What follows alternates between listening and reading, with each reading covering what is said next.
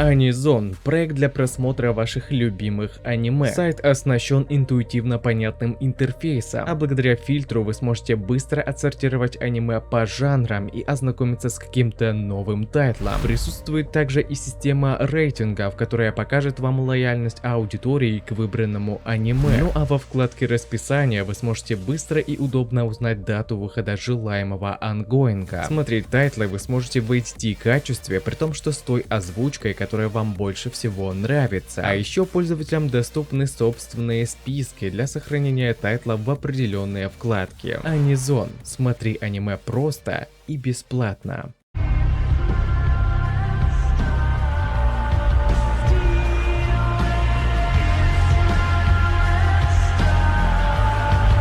Сегодня мы поговорим о 95 главе перерождения в слизь. Все попытки 10 святых противостоять подчиненным Римуру и в целом силам Темпеста с крахом провалились. Вот только стоит ли сейчас терять бдительность? Ибо пешки хоть и строили из себя не весь что, но они всего лишь были пешками в этой игре, поскольку один из главных противников, можно сказать босс, решился выйти на арену. И мне прям уж очень интересно будет посмотреть, что же этому противопоставить демон Лорд Римуру. Здорово, ребятки анимешники, у микрофона Зик. А вот ребята, которые оставили свой коммент под прошлым роликом. Ну а мы начинаем.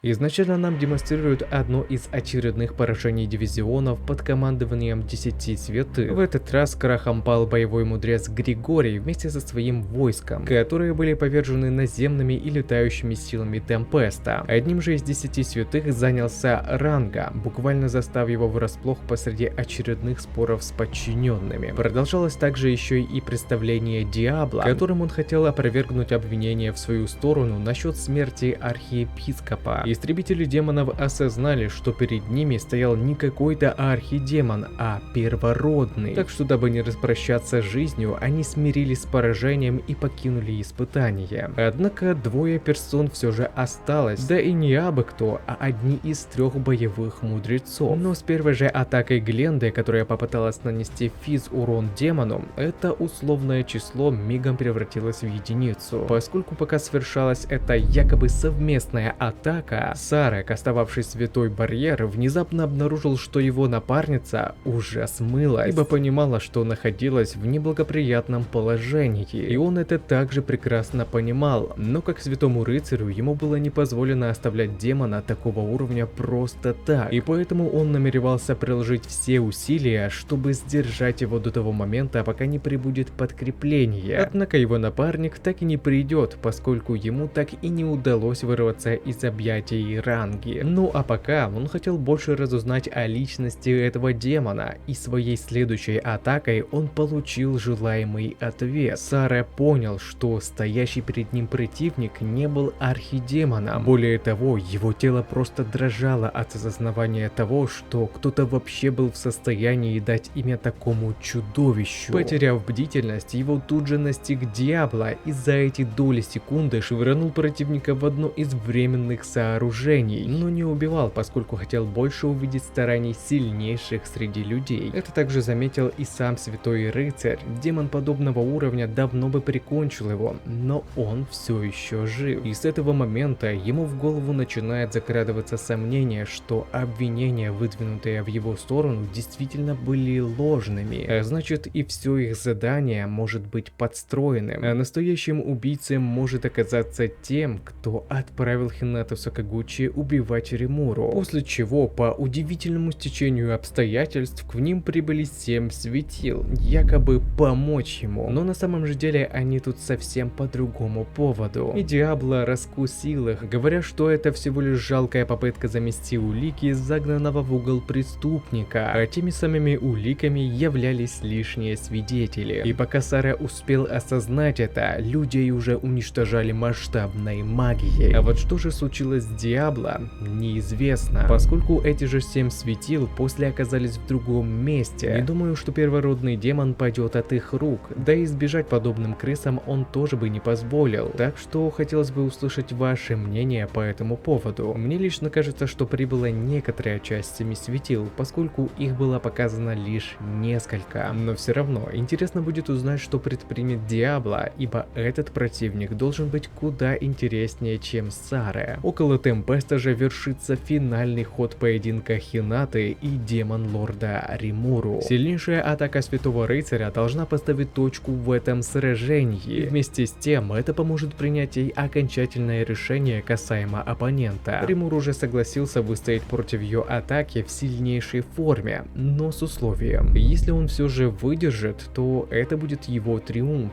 и после этого между ними больше не будет никаких обид. Ну и что больше всего волновало правителя Темпеста, так это ее клятва, что они больше не тронут и не нападут на его страну и жителей Темпеста. Все условия были озвучены и приняты, после чего, произнеся молитву, Хината покрыла свой клинок огромным количеством магической энергии. И вслед за этим стремительно направилась к Римуру, который в первых секундах был более-менее спокоен. Однако вмиг получив уведомление, что от этой атаки плавящий разрез невозможно ни защититься, ни уклониться, было принято экстренное решение использовать навык Вельзевул, который позволил полностью сокрушить и выйти из этого поединка победителем. Но не думайте, что все было так просто. Даже сам Демон Лорд говорил, что это была очень опасная ситуация. Ради спасения своей жизни Римуру пришлось пожертвовать своим навыком, то есть это скорее всего безвозвратно. И при всем этом он потерял более 70% его маны, так что эта победа досталась ему не так уж и просто. Однако цена этому то, что сильнейшая из святых рыцарей все-таки признала свое поражение и больше не таила никаких обид. И вроде бы все наконец-то закончилось, и проблем больше не осталось. Как вдруг из клинка, врученного Хинате от 7 светил, внезапно вылетел луч прямиком в сторону правителя Темпеста. Сакагучи, вероятно, ожидала подобной пакости со стороны 7 светил, поэтому и выкинула их меч перед финальной атакой. Спасая того, с кем наконец-то удалось примириться, она принимает удар на себя. Вот только нужно ли было это делать вообще? Ведь наверняка целью была сама Хината, что доказывают слова 7 светил, которые прибыли в Темпест, чтобы разобраться с Сакагучи. Ну, не знаю, ребята. Как мне кажется, Римуру мог бы и выжить после подобного ранения, и тогда бы ей не пришлось бы жертвовать собой. Ну а если же посмотреть со стороны Демон Лорда, все было тоже не очень радужно. Исцелить магией он ее не мог, так как тело Хинаты имеет огромную устойчивость к ней, и это действует даже на хил.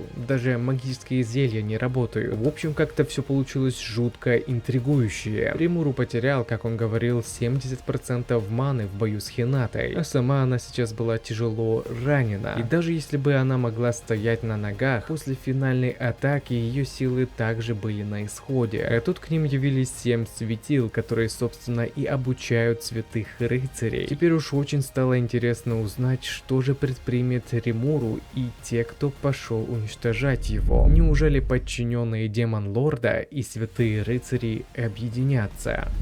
А на этом ролик подходит к концу. Пишите свои мысли по поводу этого ролика, выскажите свое мнение, что вам понравилось, а что не понравилось. И несколько комментариев попадут в следующий ролик. Если тебе понравился ролик, тогда лайк и подписка для меня будет лучшей благодарностью. А также не забываем про колокольчик, ведь в последнее время не всем приходит уведомление. Всем спасибо за ваш просмотр и всем пока-пока.